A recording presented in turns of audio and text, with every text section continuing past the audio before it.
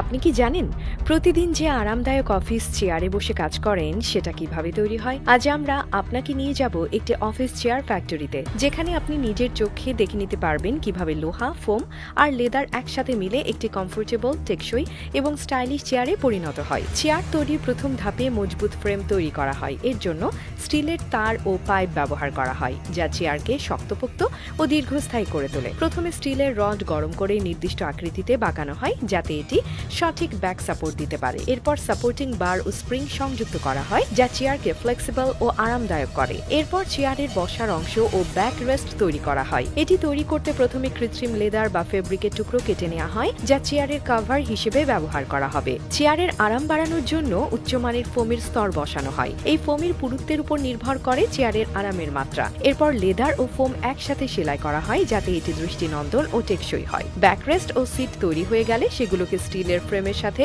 জোড়া দেওয়া হয়। এবার আসে চেয়ারের মেকানিজম সেটআপ। চেয়ারকে উচ্চতা নিয়ন্ত্রণের সুবিধা দেওয়ার জন্য এতে হাইড্রোলিক সিলিন্ডার সংযুক্ত করা হয়। এরপর লোহার বেস সেট করা হয়, যার উপরে চেয়ারের চাকাগুলো বসানো হয়, যা চেয়ারকে মসৃণভাবে চলাচল করতে সাহায্য করে। সবশেষে চেয়ারের আর্মরেস্টে সংযোজন করা হয়, যা দীর্ঘ সময় বসে কাজ করার সময় আরাম দেয়। এরপর প্রতিটি চেয়ারকে গুণগত মান পরীক্ষার মধ্য দিয়ে যেতে হয়, যেখানে উচ্চতা নিয়ন্ত্রণ ঠিকঠাক কাজ করছে কিনা তা চেক করা হয়, চেয়ারের চাকাগুলো ঠিকভাবে ঘুরছে কিনা তা পরীক্ষা করা হয়, ব্যাকরেস্ট যথেষ্ট শক্তিশালী কিনা সেটিও যাচাই করা হয়। যেসব চেয়ার এই পরীক্ষায় পাশ করে সেগুলো প্যাকেজিং করে বাজারে পাঠানো হয়। এরপর আমরা দোকান থেকে কিনে নেই আরামের চেয়ার, যাতে বসে দীর্ঘক্ষণ কাজ করাও সহজ হয়ে যায়। এইভাবে সাধারণ কিছু উপকরণ মিলে তৈরি হয় আধুনিক অফিস চেয়ার, যা আমাদের কাজের অভিজ্ঞতাকে আরো আরামদায়ক করে তোলে।